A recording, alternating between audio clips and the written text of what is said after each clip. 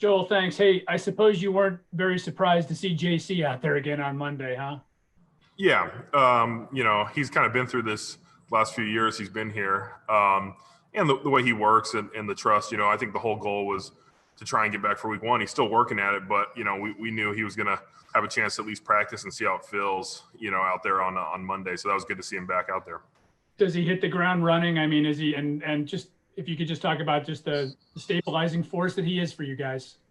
Yeah, I mean, mentally he was there. He's, like I said, he's been in every meeting. I mean, he's been focused, ready to go. And if there is something that's of confusion, me or Wyatt or Jack or Jed kind of has the answer for him on the field, and coach will clarify things for him. But he's been out there ready to go, and just having him in the huddle.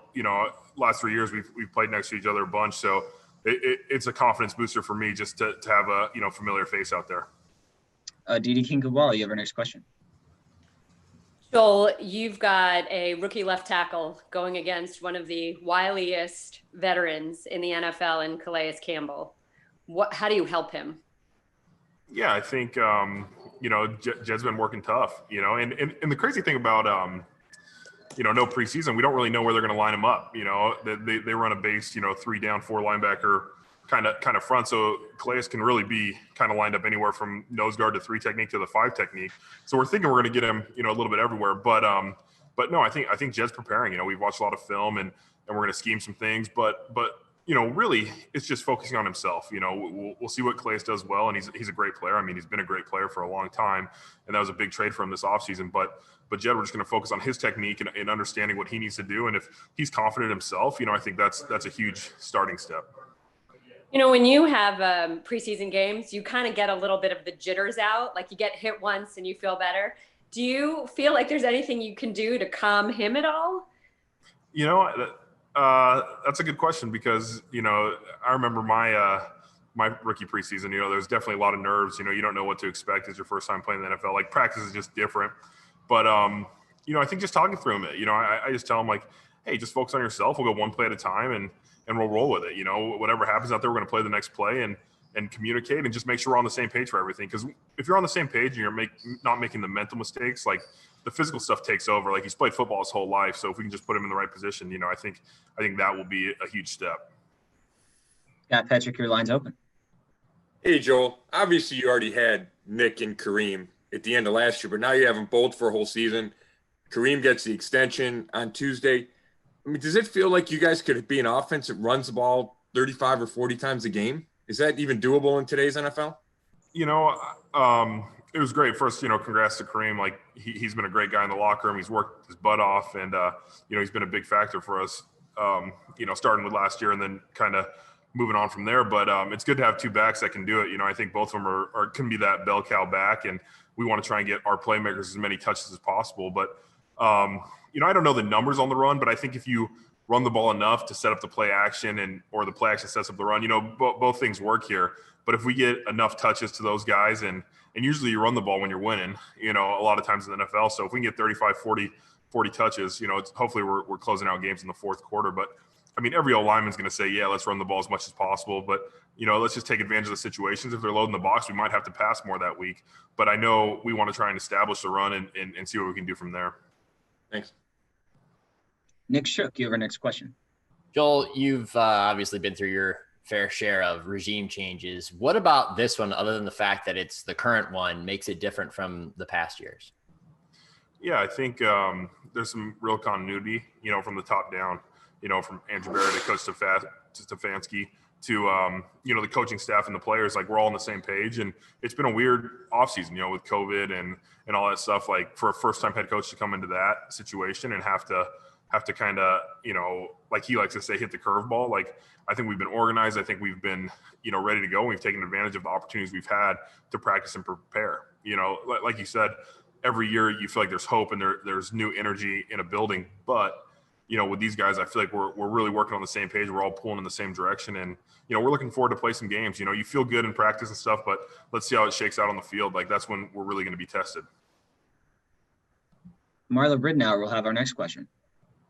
Yeah, Joel, JC mentioned the other day about how you two have kind of a good streak going. Did you get a sense, or he made it sound like you guys were talking about that too? Were you kind of cognizant of that as this, as he came back this week? I don't think we actually like specifically talked about like, hey, we've, played all these snaps together and stuff, but it's just one of those things like there's probably been, 16 games to 20 games where going into Wednesday and Thursday, you don't know if JC's going to make it when he had the high ankle sprain. He had some other issues, you know what I mean, throughout the seasons. And every Sunday he seemed to line up there. So there was just something that kind of clicks with him. And it's like, hey, on game day, like he's going to be ready to go. There might be a play or two in the game where you got to pick him up off the ground or something like that. But he's just a tough guy and he wants to be out there for his teammates. I think it's just a testament to his work ethic and his pride. I think guys have pride. They want to be on the field. They want to help your team. And that's something pretty cool. Anytime you can play next to a guy, for as many snaps, like you feel comfortable in those situations and you want to be with those guys that kind of give you that confidence. And you with the locker room so spread out and everything, do you kind of wonder how tight a team you're going to be? I mean, I know Coach Stefanski's tried to do some things to help you get to know each other better. Are you curious to see how that plays out? Yeah, it was different. I don't think we, had as much time in the offseason to go to dinner and do all those kind of things that team bonding does.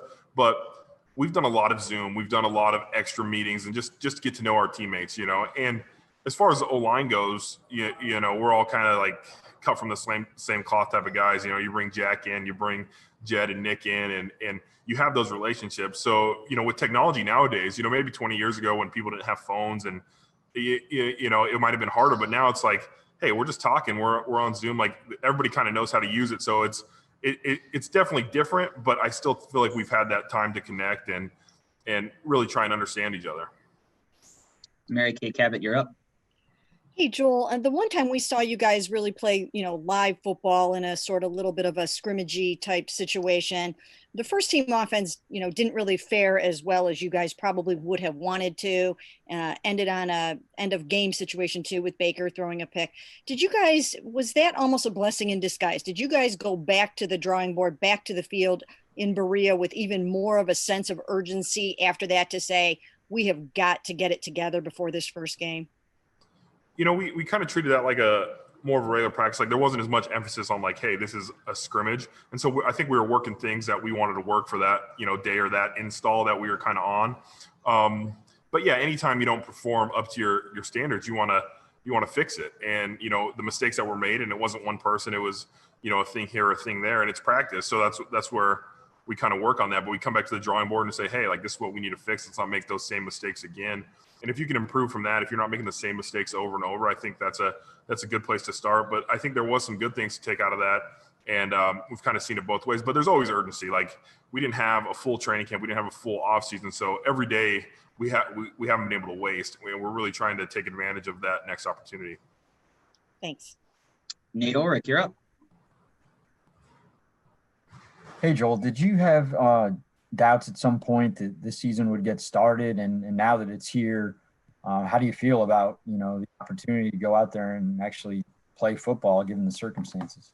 Yeah, there was for sure doubts. I mean, I was kind of around JC all offseason and I didn't get any real inside information, but I kind of just went with his mood and his amount of meetings and stuff and just seeing other sports, how long it was taking for teams to get going. There was definitely like a question if we're going to play this season. I was talking to my wife about it. I'm like, we're going to prepare, like we're ready to go, but you never know what the call is going to be. And I think it's a testament to the guys in the organization, the players, the coaches, the support staff, everybody's taking it really serious to try and, not have positive tests. And it's pretty cool. I woke up this morning, I'm like, we got football on tonight. Like we're playing an NFL game and this weekend, a full slate of games. I know we're excited as players and like this is what we do. This is what we love to do. We get to play football for a living. And this is week one of it. We're really blessed to be in this situation and I'm excited. I'm excited to watch football tonight. And it feels normal. For a while there, I was like, we haven't had preseason games. We haven't seen anything on TV. Like college football is not really in full swing,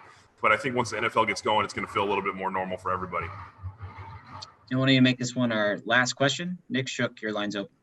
Joel, as an offensive lineman, you tend to not get a ton of attention already, but do you kind of relish the opportunity this year that, you guys aren't getting quite the buzz that you had a year ago to maybe go out and surprise some people?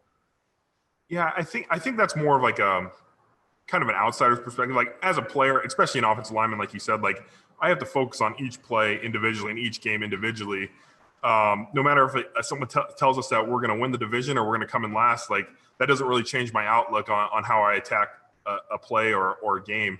It doesn't help me that, hey, they're going to go, 12-4 this year, or they're going to go 4-12. Like, you still have to go out there and really handle your business as a player. And so from, our perspective as players, like we want to go out and perform and we want to be our best and we want to win, games for each other in the locker room. And that's kind of been our mindset. Like, have we not been talked about as much? Sure. But from a player perspective, we still have to prepare, we still have to work, and we still have to get ready to play every game, like it's the most important game of the year.